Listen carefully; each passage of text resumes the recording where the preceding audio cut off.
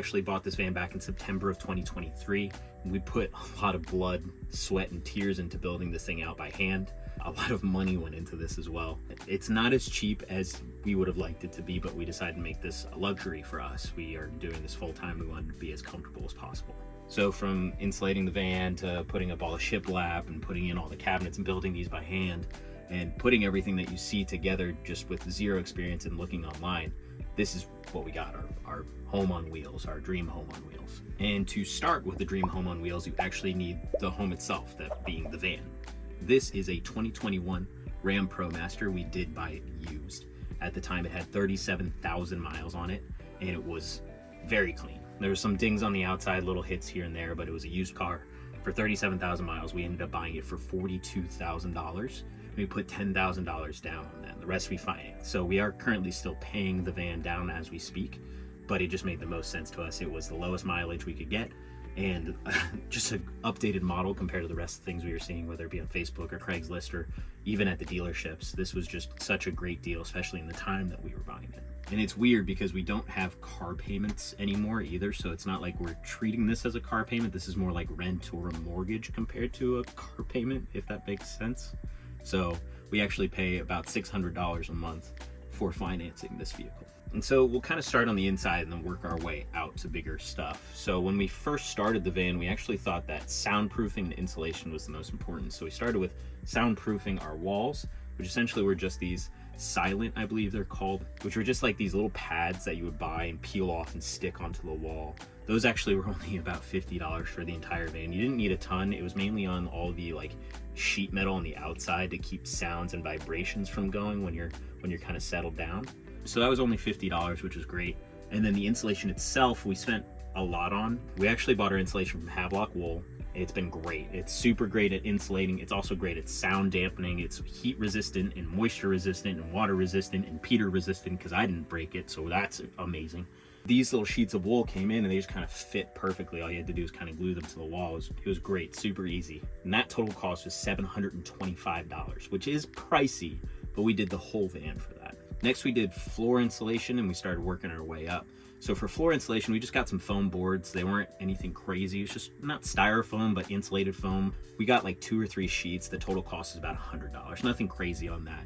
And we just laid that underneath our flooring here. Speaking of flooring, we then had a layer of like subfloor, which we just used basic plywood. I think it was 1/2-inch plywood. It's about another $100 for that.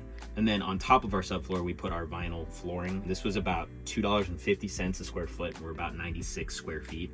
So we got a little bit extra over that. We paid about $250 just for the flooring itself. The nice things about the flooring that we got is it's actually super easy to replace. It's water resistant, and it's just like very cheap for what you get. It looks like real wood, which is amazing. It's what we wanted, was a natural look in here. Next, we'll move to the front of the van, which were the 2 swivel seats that we got in there.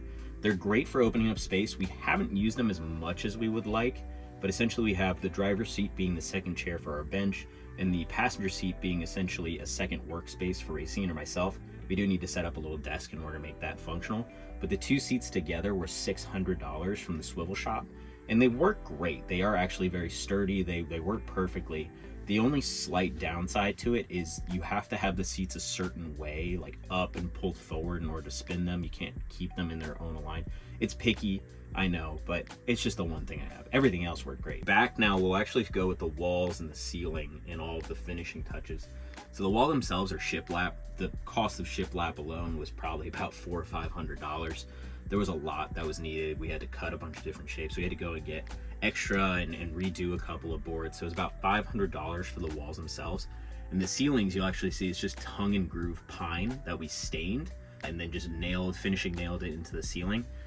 That again was about $300 worth of lumber there, not including in the nails or the hardware. Luckily enough, my dad had, an air compressor, a nail gun, as well as the nails needed for that job on hand, so we didn't have to spend that extra cash on that. But we spent probably in total about, I would say, $800 to $1,000 on all the lumber for our walls and our ceiling. And the reason behind this is we wanted to feel a little bit more natural, a little bit brighter. We're in such a tight space. We didn't really want something dark to feel like we were really cramped in here, so we wanted to go with brighter colors, a lighter ceiling, make it just feel more open than it actually is. And then from the ceiling, we'll kind of start moving down. So we actually have these upper cabinets that came from Veritas. They're not our favorite. They really aren't. We had some issues with customer service as well as the actual design of the cabinets themselves. So in some places, the holes that were supposed to be pre-drilled weren't, so we had to do that. And then other areas, the lumber just like, they gave us the wrong size to put into the cabinets. On top of that, I keep saying on top of that, these hinges in the back here go into like a softer wood. So I'd say like 5 of the hinges themselves have actually pulled out of the wood. They're not as sturdy as we like to be. You know, they're still hanging, which is great. And they do their job, but in hindsight, we probably would have built these by hands. This is the only thing that's really like the put together puzzle piece in the van that we didn't do ourselves. So if we were to do it again, we'd build it all by hand, especially because these things cost $1,200 for the 3 sets that we have. It's not cheap. Then moving down, we'll kind of go to the kitchen. This kitchen area is amazing because Racine did pretty much this entire kitchen by hand. You guys have seen the video. If you haven't, go back, take a look at it. But each and every piece of this cabinetry was done by her. So we purchased all the wood, whether it be the countertops or the cabinet sides themselves. She cut them all, she painted them all. She actually got everything cut out and traced appropriately and sat in for our oven or sink. And just the sheer craftsmanship that went into it with zero experience behind it came out so great. So the lumber alone was just $600. That's not inclusive of any of these hand pieces here, any of the actual knobs or handles. We'll go into the sink and the fridge and the oven, but just for the wood, the butcher block on top, the side of the cabinets, not the finishing on the doors or anything, just the wood was $600. For the rest of the finishing was probably another $200. So for the kitchen, excluding the appliances, was about $800. And now on to one of the best parts of our kitchen are our appliances. So we did splurge a little bit as far as it goes with our stove and our oven. So we actually went with a 3-burner stove and a 21-inch oven. And it's fantastic. It fits all of our pans in there that we need to, that we baked plenty in there so far.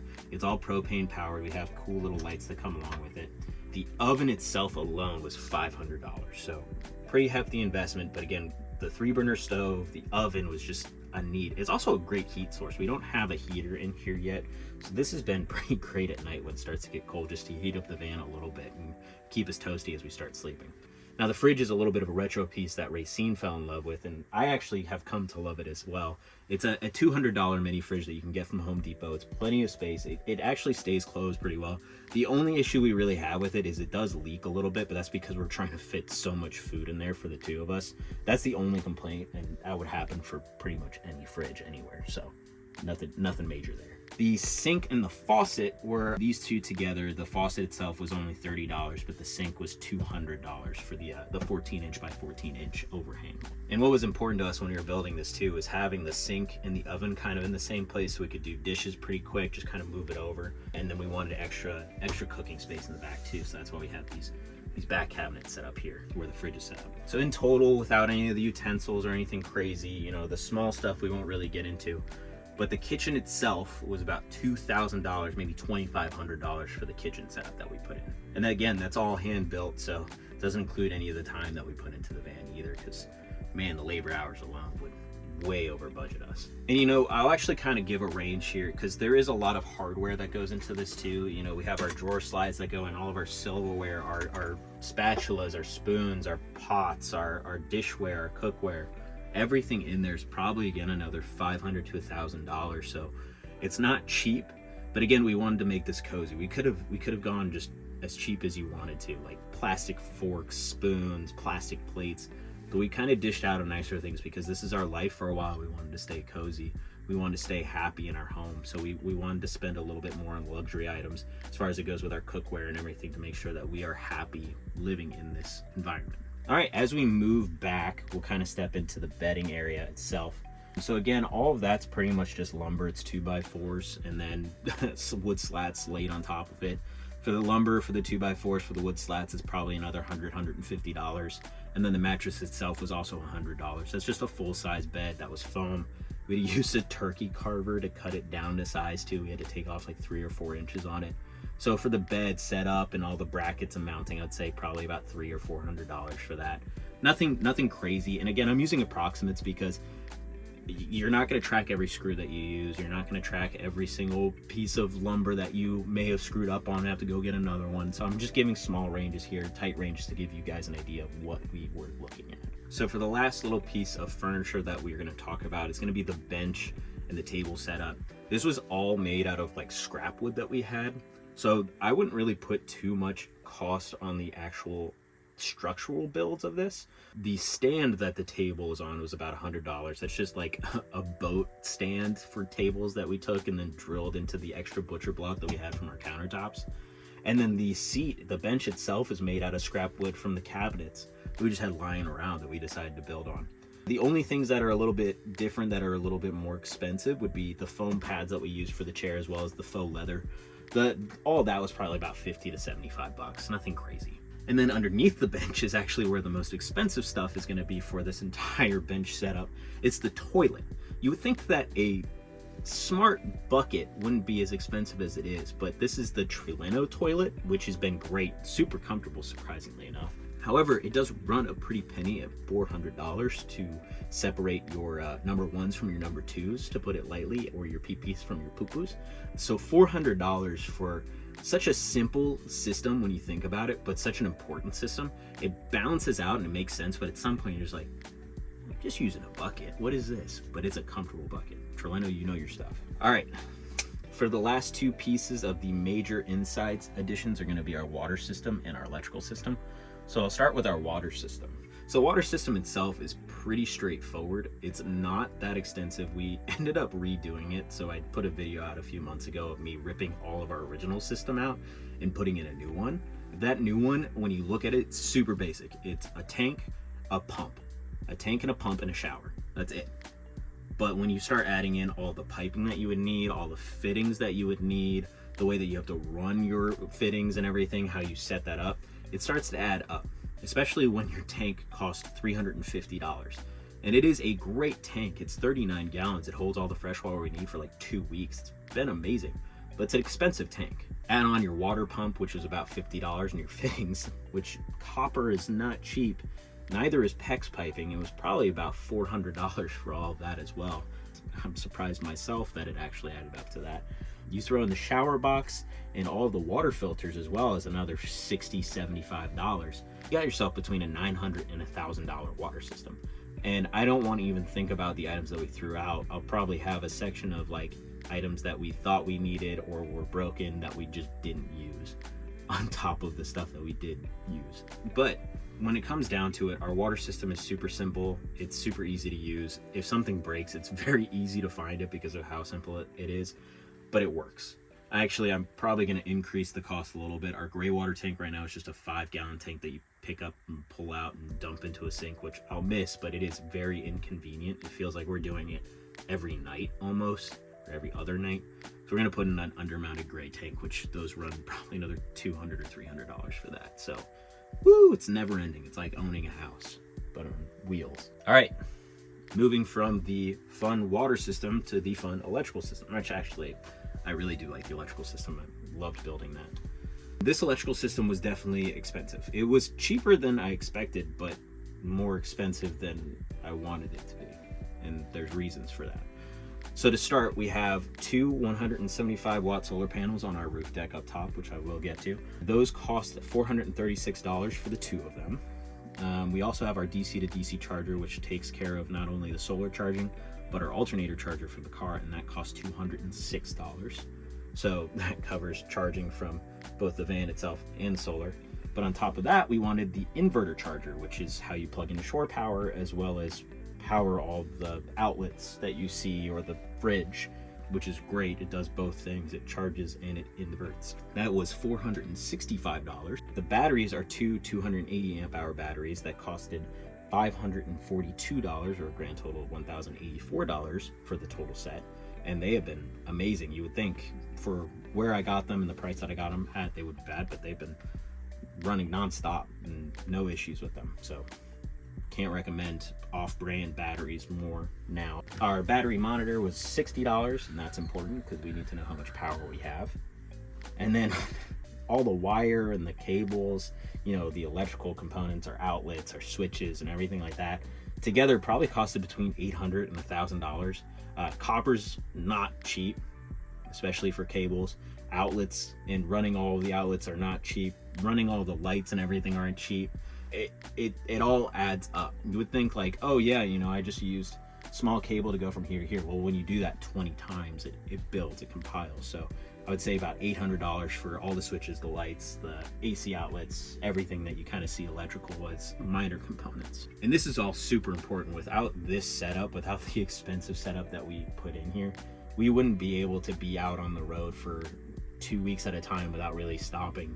You know, if we wanted to, we could probably make it a way to be full off grid all the time, which we don't want to do, but if we needed to, we totally could because of the setup that we have. So moving on to the outside components of the van, there are some very important things that we wanted to be in here. Like I said, we are in a very tight space and we wanted to make it feel like we weren't in a tight space, and the way that you do that is natural light. So this van came with 2 back windows already installed, and we decided to put in 3 more. So we decided to cut 3 big holes in our van for the first time ever, which looking back was insane that we did it without any expertise, but it worked out fantastically. And we get so much natural light in here, and it feels bigger, especially with the windows that open up. So the window that is back by our bed cost $140. That's a teardrop style. It does open, has a screen, it's great. We haven't really used it, but it gives us a little bit of headroom, which is awesome. It gives us a little bit extra space when we're sleeping, so that was worth it. The opening window next to the bench is actually $270. It's a little bit more expensive, but that thing is so nice when you're just sitting at the desk working and you have this fresh air breeze come across you. It just was worth every penny of it. And then our big sliding window was actually $430. That was terrifying to put in, but it really opens up the space. And when you're cooking on the stove and you have the door closed, you know, if there's bugs out or something, you still get these amazing views looking out just right there. It was great to put in. All right, moving on from our windows, we'll move to the back where we put a ladder in order to access our roof deck. So the ladder itself was about $150, and then when you go up to the deck, there are these mounting brackets that kind of go all the length of the van in order to get the deck installed. Those were about $100, so $250 for the ladder and the mounting brackets for the deck. Now for all the material for the deck, we had the unistrut, we had the deck lumber itself, we had the stain that we put on the deck, all the mounting equipment that we needed for the unistrut, as well as the bolts and the locking nuts. You know, there was a ton that went into it, and there was some screw ups with the size of bolts, the type of bolts. It was more expensive than it actually needed to be. But I would say for the lumber, all of the hardware that went into it and everything, I would say about $700 to $750. And again, that's gonna be your lumber, that's gonna be all your bolts, that's gonna be your unistrut, the paint to cover all the rust for the unistrut.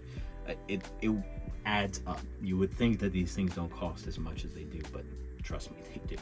Now from the front of the van, something that's super important is ventilation, and we wanted 2 sources of ventilation. And in the front, we decided to put our vent, the RV Lent or RVO Lent vent fan that goes into RVs or vans themselves, and it works great. You know, there's not as much rain cover as we would like, but it was great for the price that we got it at. So the vent fan itself was actually $175, and we could have upgraded the max air fan, and looking back, you know, it wouldn't have been a bad choice. But it works for what it is, and it works perfectly here for our kitchen. When we're cooking, you have your fumes going right there. And moving on to the piece de resistance, the thing that I absolutely need, and I knew this was you cannot let me live in here without it, was the AC unit from Vellet. And this thing is amazing. It goes down to like 66 degrees or 62 degrees, and it is quick, it's fast, it's relatively quiet for being an AC unit directly above you. It keeps us so cold, and right now we don't really need it, but when it was summer, it was amazing. And that was $1,700, $1,750 actually, which is expensive, but trust me, the luxury of an AC unit in this van has been a lifesaver, especially when we were down in the South originally in Florida and we were staying out in the van. It saved us, and I run hot. I'm a hot boy. I need that AC unit, and it being right above the bed is perfect. Now onto the steady costs that we have, which like insurance and connecting to the internet and everything like that. Gas is a range depending on how much we travel per month, and maybe we'll do a monthly breakdown eventually. But for right now, we're gonna stick with our solid costs. So for insurance, we actually pay $132 a month, which for an RV is great. It's pretty cheap. It's a lot cheaper than I expected. And then we bought Starlink. So it has an upfront cost of $600 and then a monthly cost of $160. So it's not cheap, but we get extremely fast internet anywhere. And me working full-time on the road and Racine doing full-time school, it's needed. On to the other items that we don't really usually talk about are our screw-ups. There was a lot of lumber that we didn't get to use. There was a water heater that broke. There was another water heater I purchased that was the wrong voltage.